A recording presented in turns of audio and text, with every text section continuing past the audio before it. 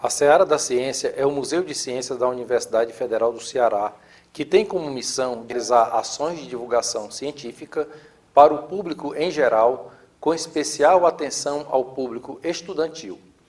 Dentre essas diversas atividades estão as exposições científicas permanentes e temporárias, feiras de ciências, observações astronômicas, produção de vídeos e de peças teatrais de temática científica.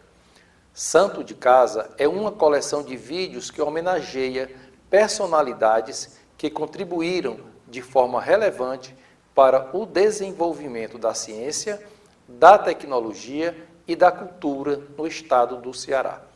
Estes vídeos divulgam o trabalho de homens e mulheres que merecem nossa admiração e homenagem por suas realizações na pesquisa científica, na formação de novos talentos e na criação de novas tecnologias. A Seara da Ciência homenageia neste 12º vídeo da série Santo de Casa um médico cearense, de Icó, formado pela Universidade de Harvard, nos Estados Unidos da América, ainda no século XIX. Provavelmente o primeiro médico brasileiro formado por aquela prestigiosa universidade. Seu nome é Joaquim Antônio Alves Ribeiro. Após se graduar em medicina, em 1853, o Dr. Alves Ribeiro voltou para o Brasil e fixou-se no Ceará, sendo admitido na Santa Casa de Misericórdia de Fortaleza, onde trabalhou e deixou um importante legado para a saúde e para a ciência do Estado. Apesar disso, até pouco tempo atrás, era um ilustre desconhecido dos cearenses, e por que não dizer, dos brasileiros. Não fosse o trabalho de resgate de outro cearense, o professor Eduardo Henrique Barbosa de Vasconcelos, historiador, escritor e professor da Universidade Estadual de Goiás. Em 2024, o professor Eduardo publicou o livro A Ciência Peculiar de Joaquim Antônio Alves Ribeiro, Ceará, Harvard, Ceará, fruto de sua tese de doutorado pelo programa de pós-graduação em História da Universidade Federal do Rio Grande do Sul. Neste vídeo, o professor Eduardo Vasconcelos nos conta, com muita competência, a vida e a obra do Dr. Alves Ribeiro, que justifica o título de Santo de Casa na Seara da Ciência. Para enriquecer e aprofundar o relato do professor Eduardo, convidamos profissionais contemporâneos, como os professores Aldo Ângelo Moreira Lima, do Departamento de Fisiologia e Farmacologia, o professor Erlânio Costa, Departamento de Saúde da Mulher, da Criança e do Adolescente, e a professora Márcia Machado, do Departamento de Saúde Coletiva, todos da Faculdade de Medicina da Universidade Federal do Ceará. Além do anestesista Dr. Henrique Torres, do Hospital de Messejana. Convidamos todos a conhecer a vida e a obra do Dr. Joaquim Antônio Alves Ribeiro, um médico à frente de seu tempo. Eu estava numa palestra no Departamento de História, no auditório da UFC, e era um professor da Federal do Rio de Janeiro, o professor Manuel Salgado, e ele estava falando sobre a cultura material, sobre os objetos, sobre museus. E aí, coisa de 2, 3 dias depois, eu fui fazer algumas pesquisas, que eu já estava fazendo pesquisas, na Academia Cearense de Letras. E aí, falando com a bibliotecária, a Madalena, ela falou assim, olha, nós temos aqui os boletins do museu do professor Dias da Rocha, você quer dar uma olhada? Eu fiquei, quero. Né? Aí passou uns minutinhos, ela chega com a publicação, né? Uma publicação do início do século XX, E eu começo a ler, folhear, tomar nota, e aí, numa das páginas que eu passo, ele está lá muito bem registrado, né, dizendo, olha, o Museu de História Natural que eu criei não é o primeiro. O primeiro museu é do Dr. Joaquim Antônio Alves Ribeiro.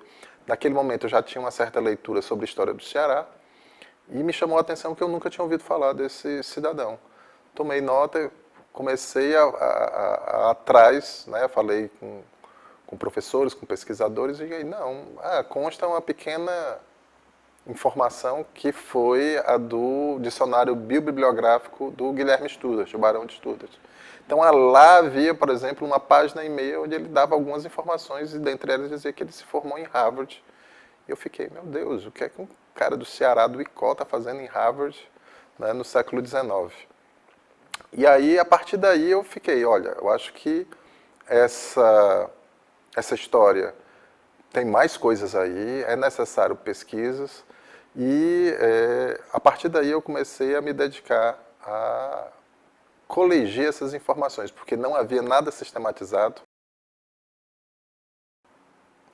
Joaquim Antônio Alves Ribeiro, né, um cearense, nascido em 1830 no Icó, né, então sul do Ceará, hoje, né, sudeste do Ceará, e que faleceu muito novo, em 1875. O que é que chama a atenção desse cearense, desse posterior médico, cientista? É que mesmo num curto espaço de tempo, 45 anos, ele realizou um conjunto de ações que até hoje a gente pode considerar bastante significativas.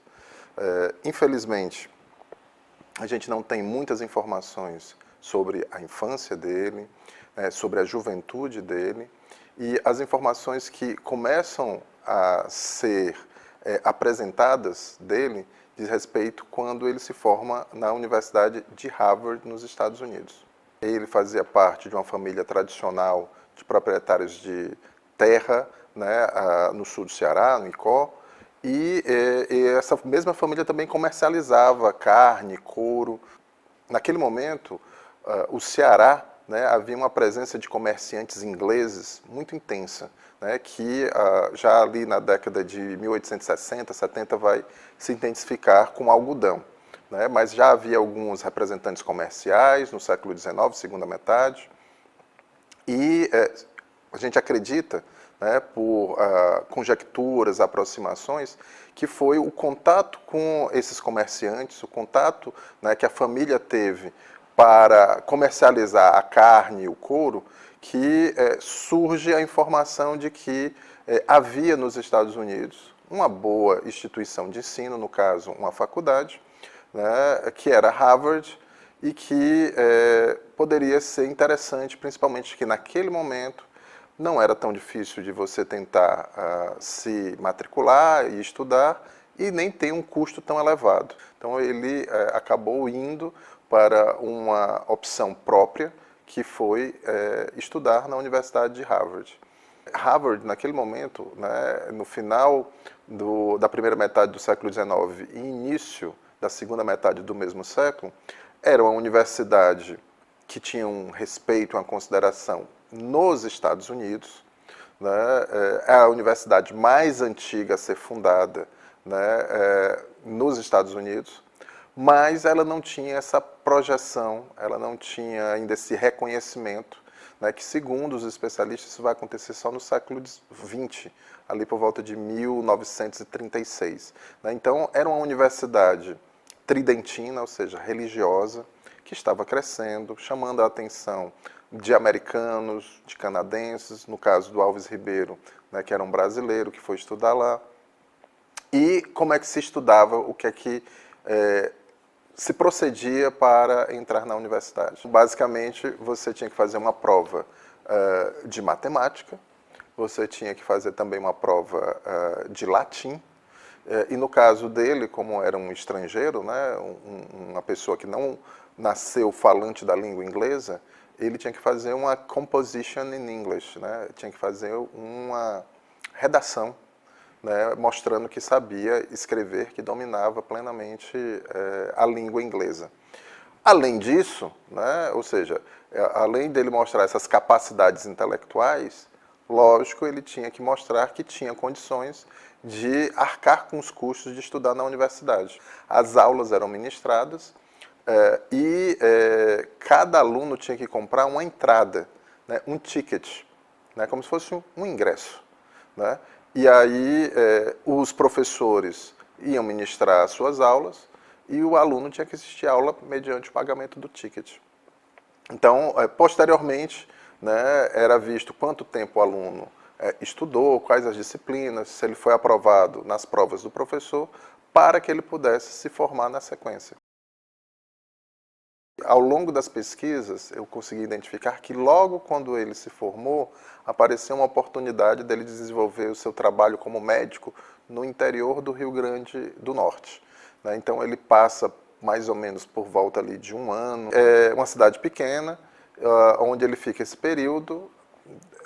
Ele, como médico profissional, né, um profissional liberal, ele acaba achando por bem não continuar lá e ele vai para Recife.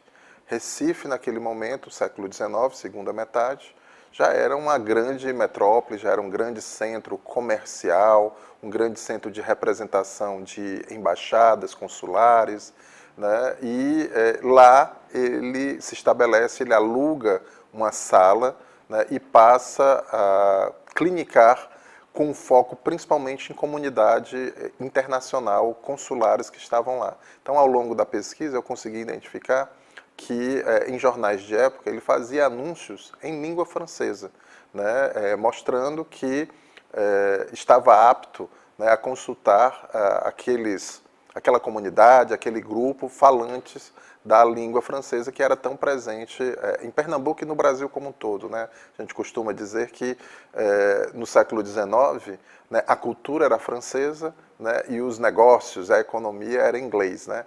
E o Dr. Alves Ribeiro ele tinha essa capacidade de falar essas duas línguas e mais uma outra, né, que era o alemão, né, que também estava crescendo como uma língua científica, como veio se efetivar ao longo do final do século XIX e ao longo do século XX. Então, ele é um cearense brasileiro que falava perfeitamente o inglês, o francês, o alemão, além do português.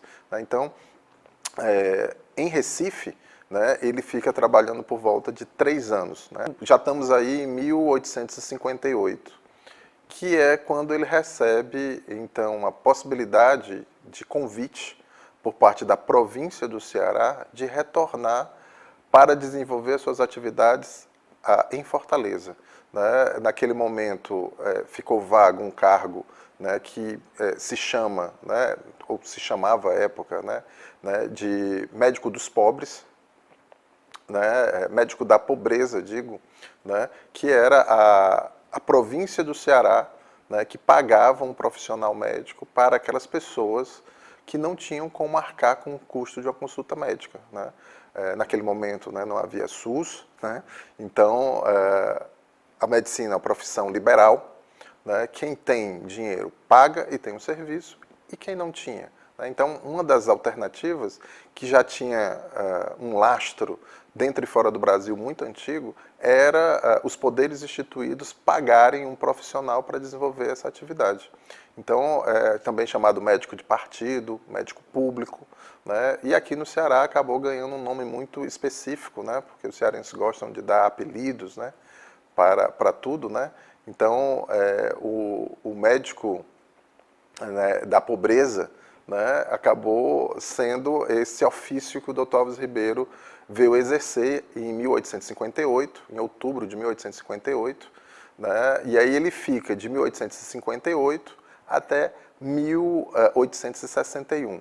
Vale ressaltar que ele, enquanto médico, né, da pobreza, como se chamava, né, ele tinha uma situação que, digamos, não era tão confortável. Por quê? Porque ele era pago para cuidar das pessoas doentes, mas ele não tinha um local para trabalhar, ele não tinha uma autoridade médica para dizer faça isso, não faça aquilo, porque ele se deslocava de onde ele estava para ir às localidades ou cidades limítrofes, onde se dizia que estava ocorrendo alguma epidemia, algum surto, algum problema, né? Então, basicamente, ele ia ao encontro dos doentes, né? Coisa que vai ser totalmente diferente quando ele passa a ser o médico da Santa Casa de Misericórdia, né? A Santa Casa de Misericórdia é inaugurada, né, em março oficialmente, né? Inaugurada oficialmente em março de 1861, e ele era o último médico da pobreza. Ele passa a ser o primeiro médico da Santa Casa de Misericórdia. Então, ali você percebe uma diferença, porque ele tem um local fixo para trabalhar, ele tem uma jornada, né, de horas que ele inicia e ele termina. Ali ele vai ter um apoio, né, do enfermo, que ele vai poder acompanhar, vai ter uma enfermaria, vai ter um cuidado, né, de enfermeiras. Ali ele vai ter uma farmácia que ele vai prescrever, né, remédios, e serão feitos, aviados para que, né, o paciente possa fazer uso regular nos horários certos. Na sequência disso, é que ele começa a desenvolver as suas outras atividades, digamos, médico-científicas. O que é que ele faz em 1861, 1862, 1863? Ele publica um jornal, A Lanceta, que aí, no caso especificamente, eu consegui identificar que ele está fazendo uma menção com o jornal The Lancet, o jornal inglês, né, que foi amplamente conhecido no século XIX por ser uma folha médica que defendia a boa medicina. Então a gente percebe como o ambiente que ele presenciou, que ele estudou, que ele viu na Universidade de Harvard, influenciou. O nome The Lancet, quando foi fundado, tinha o intuito de dizer que era uma lâmina de bisturi, cortante, bastante afiada. E também tinha uma outra conotação, que era uma chama de luz. E nessa conotação de chama de luz tem uma chama extremamente científica e contundente na época, porque era um jornal independente e ele tinha realmente uma autocrítica e uma editorização muito rígida. Então você, para publicar, você tinha que ter realmente fundamentos bem científicos. The Lancet é um jornal hoje bastante ainda contemplado em termos de fator de impacto. Basta dizer que ele foi fundado em 1823, por conseguinte já tem quase 2 séculos de existência. Quando o The Lancet foi fundado, você não tinha conhecimento ainda da bacteriologia, da anestesia, da cirurgia séptica, né? O Dr. Alves Ribeiro, né, entrou em contato com os editores do The Lancet em 1858. Né? A gente sabe isso porque as informações foram publicadas no The Lancet em abril e em novembro de 1858. Então, ele estava ciente, ele tinha pleno conhecimento desse jornal.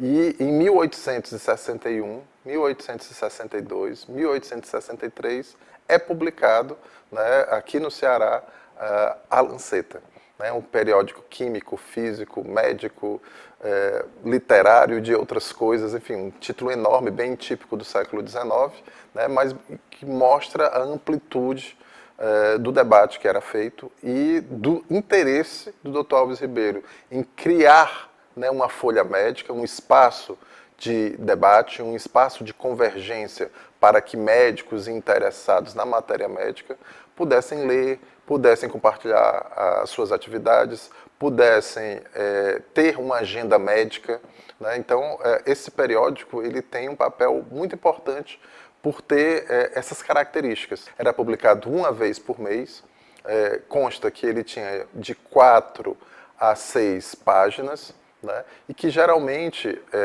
ele era constituído de uma visão geral do estado sanitário da província do Ceará.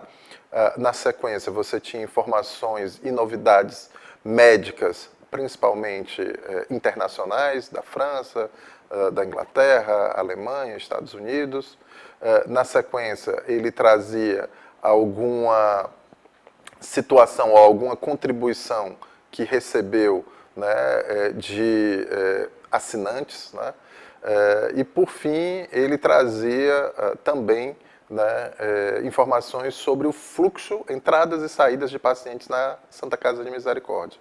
Né? Basicamente tinha essa estrutura, às vezes mais, às vezes menos, mas hoje a gente sabe que existem poucos exemplares. Então, se a gente tivesse todos os números publicados, a gente teria uma análise mais precisa, mas hoje a gente tem, se eu não me engano, de 4 a 6 números, né? Então as poucas informações não são exatas, né? A gente precisaria de um acervo maior para que a gente pudesse se debruçar para ter a certeza do que foi publicado, todas as características. Logo no título do jornal, né, ele dizia, né, e várias vezes deixava claro, de que todos os assinantes eles poderiam se considerar parceiros e contribuintes, né, com informações médicas, desde que tivessem a profissão e que não ofendessem ninguém. Então isso é muito importante. E ela tinha como objetivo a distribuição no Ceará, mas nos números que a gente pôde consultar, que ainda existem, ela conseguiu projeção para além do Ceará. Uma das correspondências que são apresentadas, né, nos números que ainda existem, é justamente de um médico de Desterro, que hoje é Florianópolis, né? Então, essa folha médica, ela saiu do Ceará e chegou às mãos de um médico lá em Santa Catarina. A gente acredita que pode ter sido uma assinatura. Por quê? Porque ficava claro no jornal que as pessoas que quisessem fazer assinaturas deveriam mandar correspondência e ele mandaria os exemplares, né? Isso tudo via Correios, que também estavam de uma forma bem incipiente na segunda metade do século XIX. O Manual da Parteira, né, que é nada mais, nada menos do que uma série de orientações para leigos, né, procederem na hora, né, que a parturiente estiver, né, no seu momento de dar à luz. É interessante porque essa obra ela foi publicada, não foi publicada no Brasil, ela foi publicada em Leipzig, na Alemanha, né, onde fica a principal casa editorial, a Brockhaus Verlage, e fica claro, né, que essa opção tem a ver com a qualidade técnica, né, da editora. Isso teve, se por um lado ele primou pela qualidade, por outro lado teve alguns atrasos, teve alguns probleminhas com a língua, porque na Alemanha, né, o vernáculo é o alemão, mas o livro então fica pronto e vem. Né? E aí como é que a gente sabe dessas informações? Por uma série de anúncios que foram feitos nos jornais de época, né, e também alguns comentários, né, que foram feitos em outros estados. A gente conseguiu identificar informações, né, de comentários no Rio de Janeiro, no Maranhão, médicos, né, dando testemunho no jornal escrito, né, da qualidade, de como é importante, de quanto é necessário. Sobre o Manual da Parteira, que ele produziu e produziu com figuras de maneira facilmente compreendidas para treinar parteiras, pessoas leigas, né, e a maneira de escrever de maneira cotidiana, como ele também chama, para que pudessem. E tem figuras absolutamente importantes com informações da obstetrícia. Então ele consegue dar informações através de ilustrações, que até o nosso conhecimento chega, foram produzidos na Alemanha, e o livro também foi produzido lá, mas para ser divulgado no Brasil.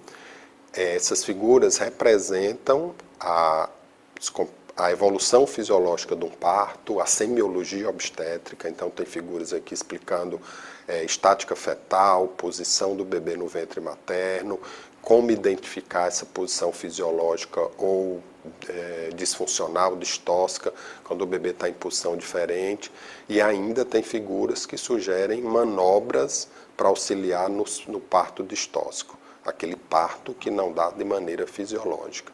Então, até para a transferência de uma parturiente com dificuldade no parto, dificuldade no trajeto do parto, na evolução fisiológica desse parto, era difícil encaminhar. Provavelmente no século XIX não tinha disponibilidade de hospitais, casas de parto.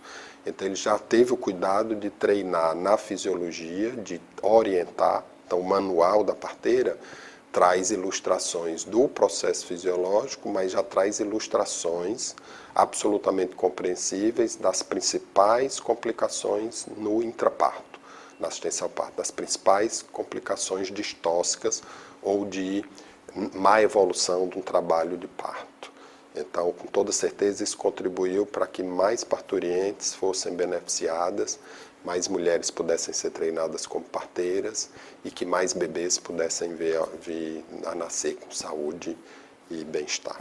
Essa produção do Dr. Alves Ribeiro mostra a preocupação dele de socializar o conhecimento, né, de instruir as pessoas, né, que demandavam, né, para que ele pudesse auxiliar, ajudar nos partos, para que elas pudessem elas mesmas, né, ou familiares ou amigos, né, saber como proceder, como agir mediante, né, no caso de um parto. O fato mais interessante de um livro como esse é a utilização de desenhos, de figuras que facilitavam, né, expressar, por exemplo, quais eram os riscos daquela criança estar dentro de um útero e como é que isso poderia causar algum problema ou então trazer um trabalho de parto tranquilo. Mesmo produzido no século XIX, 1860, da maneira que está produzida, tem informações que podem ser utilizadas até hoje. As figuras que ele desenhou, a ilustração e o processo que ele criou sequencial do Fisiologia por Patologia, e as figuras são muito semelhantes ao que a gente encontra nos livros de obstetrícia hoje. Parece até que ele inspirou aí os livros de obstetrícia, provavelmente ele já foi inspirado pelos seus professores de obstetrícia de Harvard, né?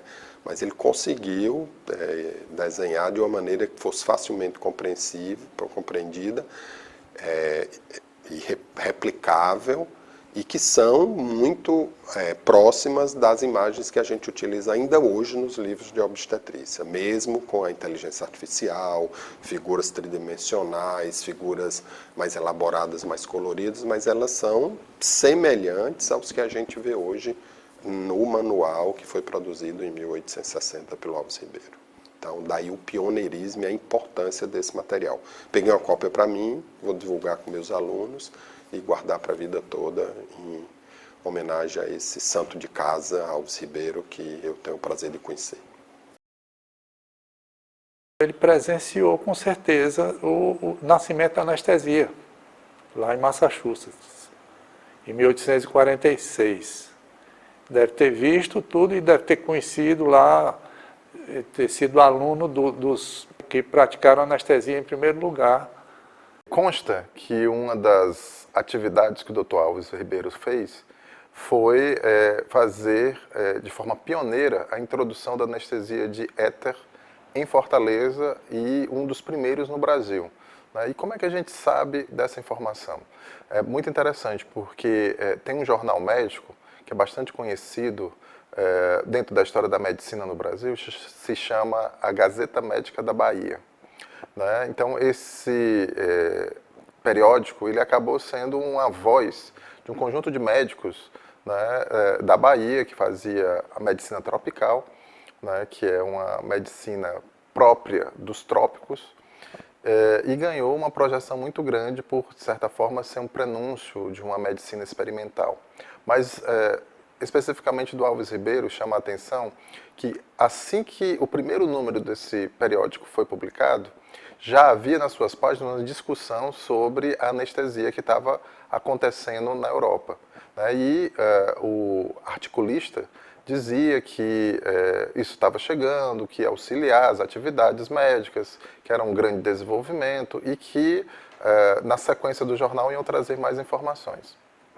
No número 2, aí é interessante, porque volta-se a falar da anestesia e aí é dada a informação que, inclusive, né, um dos leitores do jornal entrou em contato por meio de carta, dizendo que já tinha experimentado, né, a anestesia, né, no Ceará.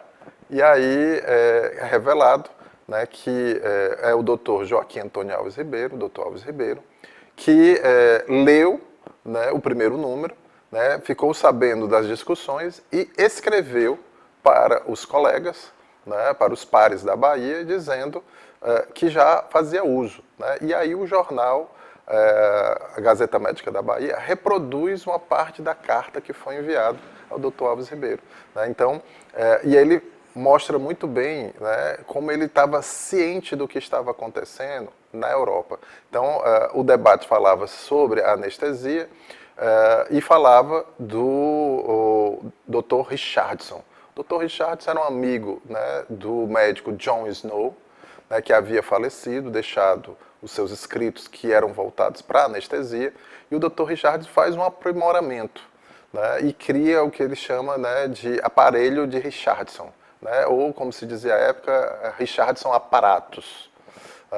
O Dr. Alves Ribeiro, então, por meio da carta que é reproduzida na Gazeta Médica da Bahia, ele diz que faz uso, né, do aparelho, que tem um na sua clínica na Santa Casa, né, de Misericórdia, em Fortaleza, né, e diz que ele é muito importante, né, porque permite que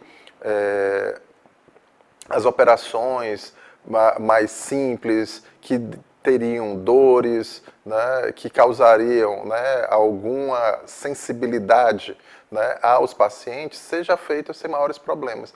E por conta disso, ele, de certa forma, rebatiza, né, o Richardson aparatos, né, o aparelho do Dr. Richardson, de insensibilizador. É assim que ele passa a chamar, né, já mostrando uma apropriação, que não é só pelo nome, né, porque na carta fica bem claro de que ele diz, olha, indico para que todos utilizem, todos os médicos, dentistas, é bom para extração, é bom para cirurgias, e só é necessário a gente ter em consideração que, diferentemente do que o seu inventor fez, aqui a gente necessita de mais material para ter o mesmo efeito. Então isso mostra como o Dr. Alves Ribeiro estava no Ceará, ligado, interligado com toda uma sistemática nos Estados Unidos, na Europa anglo-saxã, na Inglaterra, né, e trazendo esses equipamentos que na época, né, eram os mais modernos. Hoje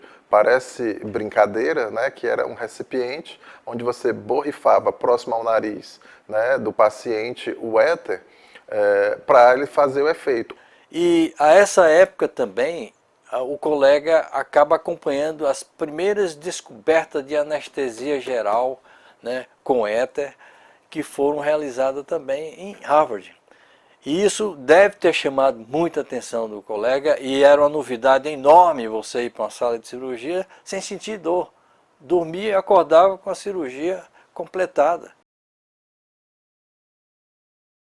Ao estudar na Universidade de Harvard, né, o Dr. Alves Ribeiro, ele entra em contato com um conjunto de profissionais, um conjunto de médicos bastante atuantes, né, e que, mesmo retornando ao Ceará, ele não perde o contato com essas pessoas. E, em especial, o que ele viu, né, o que ele aprendeu lá, fica claro como ele reproduz, né, como ele aplica isso na realidade cearense. Por exemplo, quando ele estava lá, né, o decano John Collins Warren, decano do curso de medicina, um dos fundadores da Universidade de Harvard, do curso médico, ele se aposentou em 1851. E quando ele se aposenta, ele doa uma coleção de história natural para a Universidade de Harvard. E essa coleção é aceita, né, e tem até hoje em Harvard o Warren Anatomical Museum, né, que era justamente uma coleção para que os alunos de medicina de Harvard pudessem treinar, pudessem experimentar, pudessem aprender mais sobre história natural, sobre medicina, né? Então, quando o Dr. Alves Ribeiro volta dos Estados Unidos e se instala definitivamente em Fortaleza, ele cria um Museu de História Natural. O Gabinete de História Natural, né, ou Museu Cearense. Esses são dois nomes para a coleção do Dr. Alves Ribeiro que ele recebeu, né, em momentos distintos. É interessante a gente perceber que o primeiro museu no Ceará foi criado pelo Dr. Joaquim Antônio Alves Ribeiro. Dr. Alves Ribeiro, mais um pioneirismo para ele. Ao longo do século XIX, no Brasil, né, eram nos museus de história natural que se praticavam a ciência, né, antes das universidades, antes dos centros de pesquisa, antes dos laboratórios. Então, a existência de um museu de história natural aqui no Ceará, feito pelo Dr. Alves Ribeiro, mostra como o Ceará fazia parte dessa rede, fazia parte, né, dessa busca pelo conhecimento científico mediado pela história natural. por volta ali de 1870, quando começa a aparecer nos jornais de Fortaleza anúncios da existência do museu, né, em Fortaleza. Esse museu fica, né, ali nas imediações da Praça do Ferreira, hoje a Praça do Ferreira, e ele mostra o horário de funcionamento, mostra nesses anúncios que para quem é de fora da cidade ele pode abrir em horários especiais e fala de que é necessário pagar uma pequena entrada, mas não porque o dono tem interesse em ganhar dinheiro, mas que esses valores seriam revertidos na limpeza e conservação do espaço. Então, a gente imagina, por conta disso, que o museu, a coleção, ganhou, né, um tamanho muito grande, que começa a ter gastos maiores e ele começa a abrir para a visitação pública, tentando minimizar esses custos, né, tentando angariar algum dinheiro para que ele possa, né, pagar, né, as despesas. O que é que tinha nessa coleção? A relação do que constituía essa coleção, né, o Gabinete de História Natural, não foi feita pelo Dr. Alves Ribeiro, né, foi feita por funcionários da província. Aí nessa relação a gente vê, por exemplo, né, uma seção zoológica, uma seção numismática, né, uma seção de minerais. Né? Então, zoológica, você vê bastante animais taxidermizados, né, animais empalhados que haviam. Na seção de minerais, você tem uma série de exemplares de pedras, né, em especiais da realidade cearense. E na numismática, né, ou antropológica também, numismática e antropológica, você tem a indicação de objetos que seriam de nativos, você tem a coleção de moedas, cédulas, tem uma foto de Solano Lopes, né, que era o tirano do Paraguai, o Brasil estava entrando em conflito com o Paraguai, né, então uma foto de Solano Lopes. Havia também uma bota, né, como eles chamam, um sapato de esqui, né, que era para esquiar no gelo, né, uma coisa que deveria chamar muita atenção no Ceará, né, que sempre teve uma temperatura mais elevada, então imaginar você esquiar no gelo deveria chamar muita atenção. O professor Dias da Rocha, no seu boletim do seu museu, que já foi feito no início do século XX, né, ele deixa bem claro, né, que o primeiro museu no Ceará se costumava dizer que era o dele, né, e ele abre, né, o boletim dizendo que, diferentemente do que dizem, o nosso museu não foi o primeiro museu no Ceará. O primeiro museu foi feito pelo saudoso médico Joaquim Antônio Alves Ribeiro. E a partir desse pequeno registro, a gente imagina que como ele, jovem, criança, deve ter sido influenciado, ficou maravilhado, ficou estimulado, né, a fazer os estudos. Ele, que era um grande entomologista, né, deve ter sido estimulado a fazer isso a partir dessa experiência como criança, de ver essa coleção, de ter tomado contato com ela, né, e depois lendo outras coisas que vinham de outros lugares, né, e estando ciente de que no Ceará também havia uma coleção de história natural. Ele, como um cidadão de uma boa formação, com conhecimento, sem dúvida nenhuma, erudito, né, numa cidade que estava se formando, era demandado, né, para fazer várias atividades. Uma delas é que ele foi deputado provincial, ali por volta de 1858, 1859, né, ele se candidatou a exercer uma vez a magistratura, né, ele também era chamado para opinar, para dar pareceres sobre questões jurídicas relativas à saúde, à doença, né? Então, uma pessoa que tinha uma formação médica, uma pessoa que tinha uma formação erudita, ele era demandado por outras áreas, né? E a atividade política dele, né, foi ressaltada sendo eleito deputado, né? E ele também teve uma série de ações, principalmente durante epidemias de cólera, que posteriormente ajudaram ele a ganhar uma série de distinções honoríficas, né, em virtude das suas atribuições médicas, políticas, sociais. Então, era muito comum no século XIX esses homens, né, desenvolverem vários cargos. Isso também aconteceu com o Dr. Alves Ribeiro.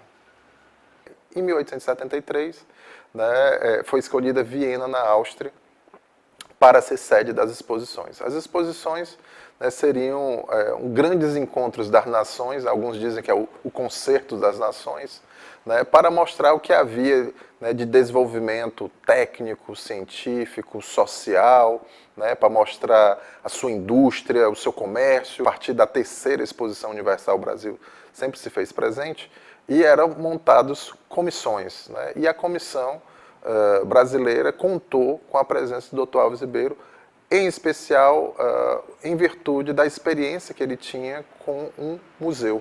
Né? Ele, como foi o criador, o mantenedor, né, do Gabinete de História Natural, né, o Museu Cearense, depois quando ele doou, né, isso habilitava a estar entre aqueles que iam representar o Brasil numa exposição, porque ele conhecia objetos, ele sabia classificá-los, sabia apresentá-los, e, além disso, ele falava perfeitamente o alemão. Em 1875, o Dr. Alves Ribeiro ele vem a óbito, né, acometido, como se chama à época, de um cancro no estômago, né, que hoje é um câncer. Né, o cancro é o nome clássico para o câncer, até hoje em Portugal se utiliza cancro. Né, e ele veio a falecer, né, deixando uma família com 5 filhos, né, mas, além disso, um grande legado para o Ceará no que diz respeito às suas atividades, às suas ações médico-científicas. É interessante notarmos que ele nasceu em 1830, falece em 1875, bem antes, né, das grandes instituições de história e memória do Ceará, como, por exemplo, o Instituto Histórico do Ceará, como, por exemplo, a Academia Cearense de Letras. Né, o Instituto Histórico ele é instituído de vez em 1887. A Academia Cearense de Letras em 1894. Né, então, ele antecede, né, todas essas instituições. Ele também é bem antes, né, da chamada Grande Seca do Ceará, de 1877. Ele faleceu em 75, 72 anos antes. A memória do Dr. Alves Ribeiro, após seu falecimento, não foi preservada, principalmente porque ele está num momento onde você não tem escolas médicas no Ceará, você não tem grupos científicos formados, então ele acaba sendo aquele self-made man, aquele sujeito solitário, mas solitário enquanto pessoa aqui no Ceará, mas ele se correspondia, trocava mensagens, mandava materiais para uma comunidade internacional, né, e que muitas vezes era desconhecido na própria realidade cearense. Some-se a isso também, em pleno século XIX, a cultura francesa. Ele é um cidadão que vai estudar num país de língua inglesa, num país onde não era reconhecidamente como excelência, que é os Estados Unidos, numa universidade que também naquele momento não era como excelência, e hoje são, né, tanto os Estados Unidos como sinônimo de pesquisa científica, a Universidade de Harvard como melhor universidade. Então, ele antecede a tudo isso. Né, e por ele anteceder a tudo isso, ele acaba ficando fora dessas memórias institucionais, né, dessas representações. Né? Então, o caso do Dr. Alves Ribeiro nos permite a pensar como a nossa história é rica, é múltipla, é plural, né, e que faz necessário que a gente complexifique, né, a história das ciências, a história do Ceará, né, para que a gente possa ver esses sujeitos que estavam aí presentes, mas que por determinados parâmetros e regras não se adequam ou são desconsiderados, né, em especial dentro da história do Ceará, onde os historiadores basicamente primam por falar de seca, cangaço e messianismo.